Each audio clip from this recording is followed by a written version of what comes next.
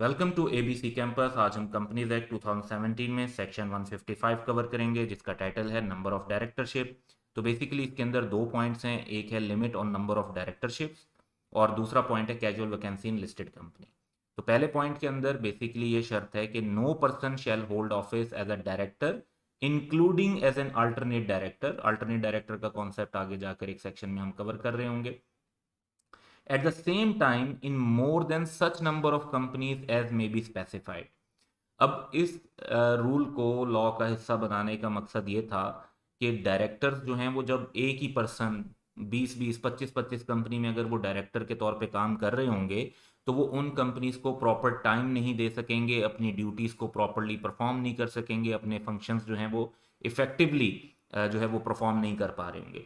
इसलिए इन्होंने कहा कि जी हम एक लिमिट लगाएंगे और वो लिमिट यहाँ कंपनीज एक्ट में डिफाइन नहीं की गई और ये बल्कि कहा गया कि it as may be specified.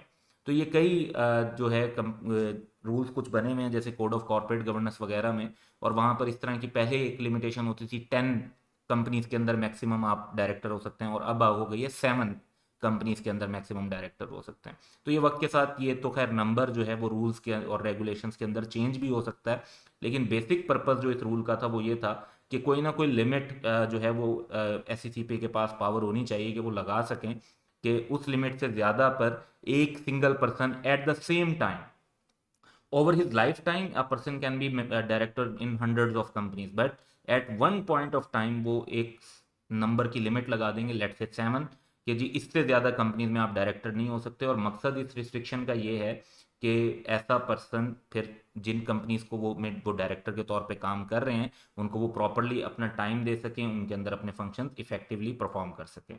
और फर्दर एक और रिलैक्सेशन ये भी दी हुई है कि अगर एक पर्सन एक कंपनी का डायरेक्टर है और उस कंपनी की लिस्टेड सब्सिडरी का भी डायरेक्टर है तो ये लिमिट उसको काउंट नहीं करेगी। यानी अगर एक पर्सन कंपनी ए का डायरेक्टर है और उसकी लिस्टेड सब्सिडरी का भी डायरेक्टर है तो ये दो डायरेक्टरशिप काउंट नहीं होंगी, ये वन डायरेक्टरशिप काउंट होगी।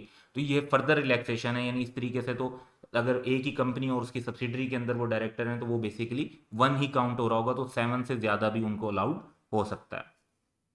फर्दर इस सेक्शन में एक सेकंड जो पर्सपेक्टिव है वो टाइम लिमिट उन्होंने दिया कि जो लिस्टेड कंपनीज है उसमें जब भी कैजुअल वैकेंसी फिल करनी है तो उसकी टाइम लिमिट डिफाइन कर दी है। ऑल कंपनीज के लिए नहीं है, ये ध्यान में रखना है कि स्पेसिफिकली लिस्टेड कंपनीज के लिए।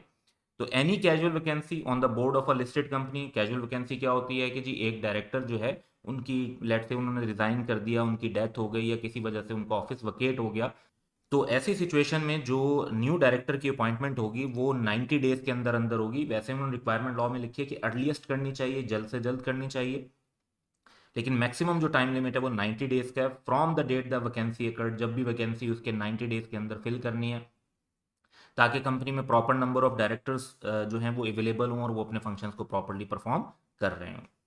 तो ये बेसिकली दो हमारे पर्सपेक्टिव थे जो इस सेक्शन में हमने कवर करने थे, नंबर ऑफ डायरेक्टरशिप पे जो लिमिट है और कैजुअल वैकेंसी को फिल करने के लिए जो टाइम लिमिट है। And that's all for today. Have a good day.